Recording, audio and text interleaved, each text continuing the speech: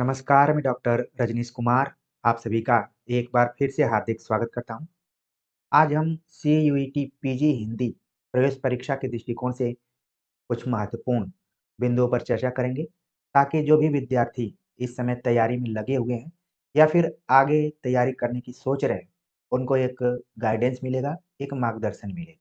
तो CUET PG Hindi प्रवेश परीक्षा की तैयारी के समय आपको syllabus, material, one liner notes, practice set और पिछले साल के क्वेश्चन पेपर कहाँ मिलेंगे और इस चैनल से उसका कैसे उपयोग करना है, इसके ऊपर बात करेंगे। और साथ में सबसे महत्वपूर्ण जो बिंदु है कि इस प्रवेश परीक्षा में किस इकाई से या किस बिंदु से ज़्यादातर सवाल पूछे जा रहे हैं, जिनको यदि आप ध्यान में रखें, तो अपने मनचाहे केंद्रीय विश्वविद्यालय में एडमिशन पा सकते हैं, वहाँ पढ़ाई कर सकते हैं और आगे की सफलता की राह को भी तय कर सकते हैं। तो आप सभी आखिर तक ज़रूर देखिए, इसको एक गाइडेंस के रूप में ही आपको देखना है। पिछले साल के 3-4 साल के क्वेश्चन पेपर को हमने देखा, तो हमारे दिमाग में आया कि क्यों नहीं तैयारी करने वाले विद्यार्थियों से एक छोटी-सी चर्चा की जाए। तो हमने एक टेबल बनाया है, जिसमें आप देख रहे हैं कि क्रम संख्या, विषय, पाठ्यक्रम, प्रश्न संख्या और क्या ध्यान रखना है। वैसे तो हम हिंदी साहित्य का इतिहास पढ़ते हैं और पढ़ते जाते हैं, लेकिन थोड़ा-सा कॉम्पिटिटिव माइंड से अगर चीज़ों को देखते हैं, तो निश्चित तौर पर हम उन सभी परीक्षार्थियों से अलग हो सकते हैं और अच्छे नंबरों के साथ पास हो सकते हैं। तो आप देख रहे हैं कि सिलेबस के अनुसार यहाँ पर इकाइयाँ दी गई हैं और आपके दिमाग में भी सिलेबस आ गया होगा अगर आप सीरियसली तैयारी कर रहे हैं। नहीं अगर दिमाग में आया है, तो आगे हम इस वीडियो में बातचीत करेंगे कि सिलेबस में क्या-क्या पढ़ना है। अभी हम चर्चा कर रहे हैं कि पिछले साल के क्वेश्चन पेपर के आधार पर किस तरीके के सवाल पूछे जा रहे हैं। आप देख रहे हैं कि काल विभाजन और नामकरण दिया गया है। इससे 3 से 5 क्वेश्चन हर साल पूछे जा रहे हैं। अधिकतम 5 और न्यूनतम आप देख रहे हैं कि 3 के आसपास में सवाल पूछे जा रहे हैं।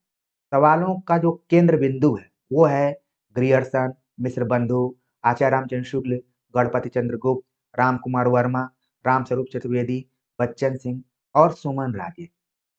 जिन भी व्यक्तित्वों का यहाँ पर मैंने नाम लिया, सभी आप जानते हैं कि आलोचक हैं और इतिहास ग्रंथ लिखे हुए हैं।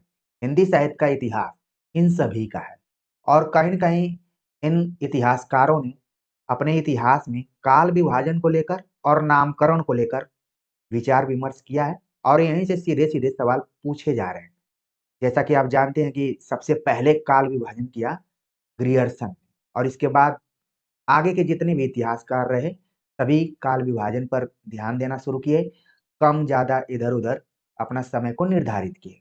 और नामकरण को लेकर आप देखेंगे कि चाहे वो आदि काल हो, चाहे भक्ति काल हो, चाहे रीति काल हो या फिर आधुनिक काल हो, सभी कालखंडों के नामकरण अलग-अलग इतिहासकारों और आलोचकों द्वारा निर्धारित किए गए हैं, जिसमें सर्वाधिक महत्वपूर्ण अगर नामकरण है, तो वो आदि काल का है। इसके बाद रीति काल का है और बाकी आप देखेंगे भक्ति काल और आधुनिक काल में अपेक्षाकृत नामकरण को लेकर कम सवाल बनते हैं। कभी-कभार आचार्य रामचंद्र शुक्ल से संबंधित सवाल पूछ लिया जाता है कि आधुनिक काल को किसने गद्य काल कहा है। तो इस तरीके से 1-2 सवाल भक्ति काल और आधुनिक काल से नामकरण से रिलेटेड आ जाते हैं और काल विभाजन से संबंधित प्रायः इन्हीं आलोचकों से सवाल पूछे जाते हैं। तो उम्मीद है कि पहली इकाई को आप समझ गए होंगे कि हमें पढ़ना तो सब चीज़ है, लेकिन किस पर ज़्यादा फोकस करना है, आप ध्यान रख रहे होंगे। अब हमने देखा कि क्वेश्चन पेपर में सुमेलित आधारित बहुत सारे सवाल पूछे जा रहे हैं। इनकी संख्या 10-11 के आसपास में है। कभी 10 पूछ लिया जा रहा है, कभी 11 पूछ लिया जा रहा है और इसमें सभी विधाओं से जुड़े हुए हैं। अगर सभी विधाओं की हम बात करें, तो उसमें उपन्यास भी है, कहानी भी है, नाटक भी है और निबंध भी है।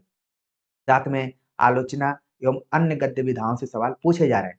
इसका मतलब है कि आपको आधुनिक काल बढ़िया से पढ़कर जाना है, क्योंकि सिलेबस में दे दिया है बस कि आधुनिक काल पढ़ना है और उसमें तमाम जो गद्य विधाएँ हैं, उनको पढ़ाना है और जिन गद्य विधाओं का नाम दिया हुआ है, मैंने यहाँ पर बता दिया। तो इसका कोई और छोर नहीं है कि कहाँ से पूछ लिया जाएगा।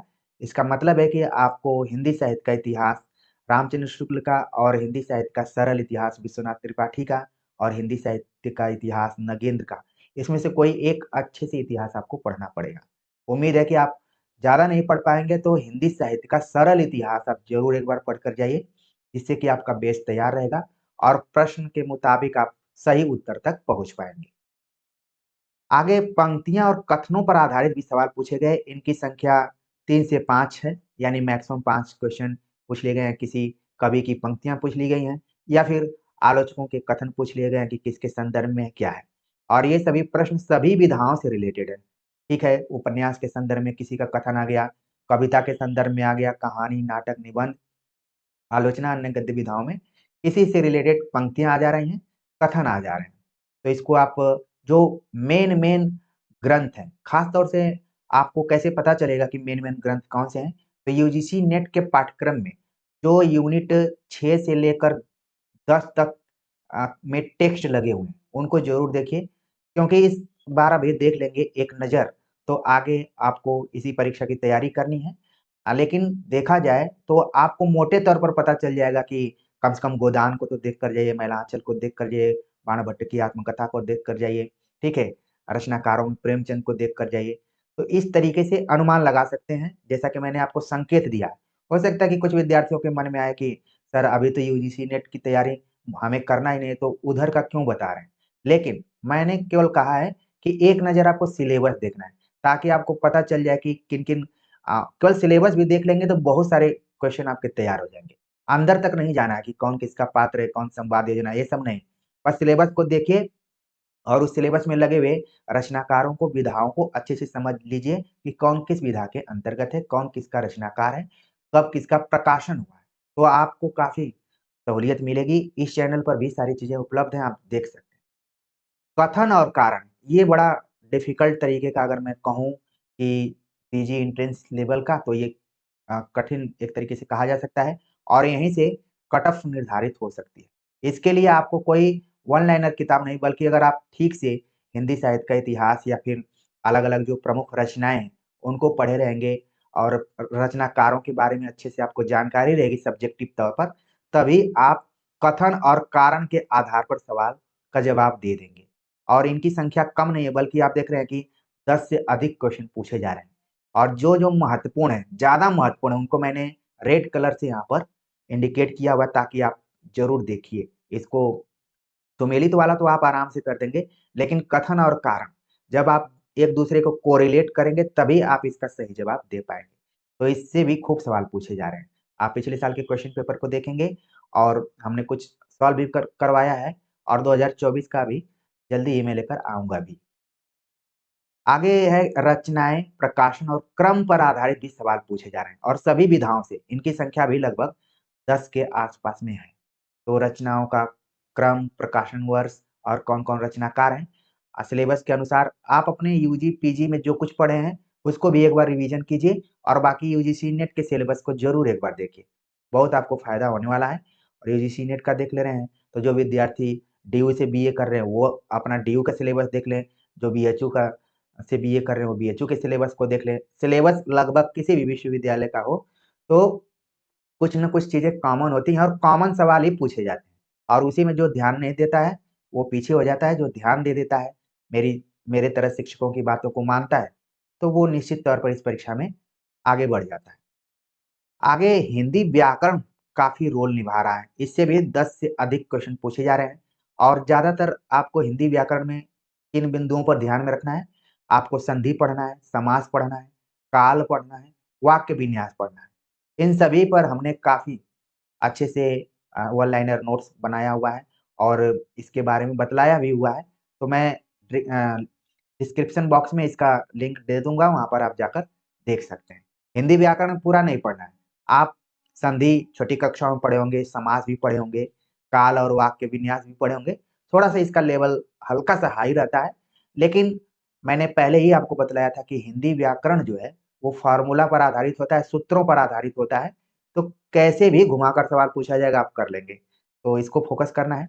प्रयोजनमूलक हिंदी से 3 से 5 क्वेश्चन आ रहे हैं। जिसमें समाचार पत्र, विज्ञापन, रेडियो, टेलीविज़न इसको आप थोड़ा-सा फ़ोकस कर सकते हैं। अगर आप सीबीएसई बोर्ड से रहे होंगे तो उसमें अभिव्यक्ति और संचार माध्यम करके बुक है, अभिव्यक्ति और माध्यम, ठीक है? उसको आप देख सकते हैं। इस चैनल पर भी उपलब्ध है, प्लेलिस्ट में डाल दूँगा। जो भी समय आपके पास शेष है उसमें ज़रूर एक नज़र डालिए, आपको अच्छा लगेगा, आपको लगेगा कि सिलेबस में तो ये चीज़ मैं पढ़ा ही नहीं था। हमारे आज बातचीत करने का यही उद्देश्य है कि ताकि आपके पास जो समय बचा हुआ है उसका आप लाभ उठाते हुए उसके हिसाब से कम सिलेबस को एक बार टच करके चले जाइए और बाकी जो गाइडेंस दे रहा हूँ कि किस चीज़ पे ज़्यादा फोकस करना है, वो चीज़ आप समझ पा रहे होंगे। आगे बात करते हैं भारतीय काव्य शास्त्र का काफ़ी रोल है। भारतीय काव्य शास्त्र में भी पूरा आपको नहीं पढ़ना है। 2-3 टॉपिक हैं, जैसे कि काव्य लक्षण, काव्य हेतु, काव्य प्रयोजन और शब्द शक्ति। इन्हीं चारों को पढ़ना है और यहीं से सवाल पूछे जा रहे हैं। इनकी भी संख्या लगभग 10 से अधिक है, हर बार पूछी जा रही है।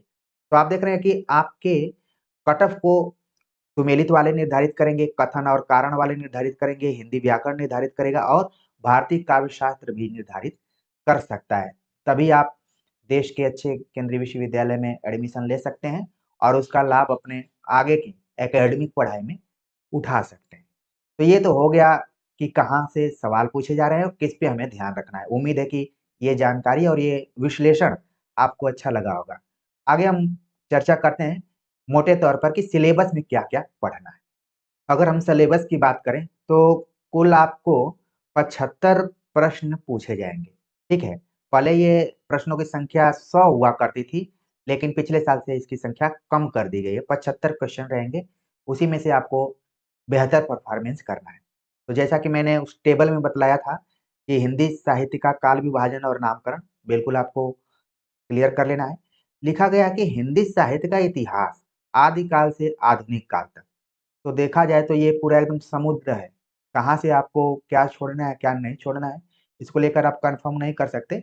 इसलिए आप कम से कम एक किताब हिंदी साहित्य का इतिहास ग्रंथ कोई भी पढ़ सकते हैं, जिसमें कि मैं आप सभी को बताऊँगा कि हिंदी साहित्य का सरल इतिहास ज़रूर आप पढ़ लीजिए, ताकि आप इन चारों कालखंडों की रचनाकारों से परिचित हो जाएँगे, कौन-कौन सी रचनाएँ किसकी उससे परिचित हो जाएँगे और प्रवृत्तियों से परिचित हो जाएँगे। और आप देखेंगे कि जो कथन और कारण वाले क्वेश्चन आते हैं, वो लगभग इन्हीं प्रवृत्तियों पर आधारित रहते हैं। क्योंकि हर रचनाकार अपने समय समाज से प्रभावित होता है, उसी हिसाब से वो रचनाएँ करता है। तो कहीं न कहीं वो प्रवृत्तियाँ अ, उन उस समय के साथ-साथ वहाँ की विशेषताओं को भी बतलाने का प्रयास करते हैं कि किस तरीके की रचनाएँ लिखी जा रही थी, ठीक है? तो इस हिसाब से कम एक इतिहास ग्रंथ पढ़ना पड़ेगा। इसके बाद है हिंदी साहित्य की विविध विधाएँ एवं रचनाकार, जिसमें उपन्यास, कहानी, नाटक, निबंध, आलोचना एवं अन्य गद्य विधाएँ हैं, तो इनको भी आप फ़ोकस करके पढ़ सकते हैं और आपके पास कोई न कोई एक वन लाइनर किताब होगी ही होगी, जिसमें कि ज़्यादातर जो पॉपुलर किताब है, वो गोविंद पांडे, सरस्वती पांडे करके है और वो काफ़ी व्यवस्थित भी है, वहाँ से भी आप पढ़ सकते हैं। आराम से अपना टाइम टेबल बनाकर एक निर्धारित समय करके आप आराम से पढ़ सकते हैं। प्रयोजनमूलक हिंदी के विविध रूप को लेकर बहुत परेशान आपको नहीं होना है। इसमें जितने भी महत्वपूर्ण टॉपिक हैं, इस चैनल पर आपको मिल जाएँगे, इसका लिंक मैं डाल दूँगा। पूरा प्लेलिस्ट ही बना हुआ है, क्योंकि विद्यार्थी उसको खोज नहीं पाते हैं, परेशान होते हैं, लेकिन सारी चीज़ें यहाँ पर मौजूद हैं, बस आपको थोड़ा-सा ध्यान रखना है। उसी तरीके से जनसंचार से रिलेटेड भी आपको इसी चैनल पर मिल जाएगा, आपको कहीं भटकने की ज़रूरत नहीं है। भारतीय काव्य शास्त्र भी आपको यहाँ पर सब चीज़ मिल जाएगा, शब्द शक्ति से रिलेटेड काव्य हेतु, काव्य प्रयोजन और काव्य लक्षण। आपने बीए और बीए की कक्षाओं में भी पढ़ा होगा, थर्ड ईयर इत्यादि में ज़रूर कहीं न कहीं आप पढ़े होंगे। अगर ठीक जगह से पढ़ाई कर रहे होंगे, तो लोग बताए होंगे, नहीं पढ़े होंगे तो भी इस चैनल पर आपको सारी चीज़ें मिल जाएँगी। बिल्कुल परेशान नहीं होना है। हिंदी व्याकरण से रिलेटेड संधि, समास, काल, वाक्य विन्यास का भी लिंक मैं डिस्क्रिप्शन बॉक्स में डाल दूँगा, आप जाके वहाँ से देख सकते हैं।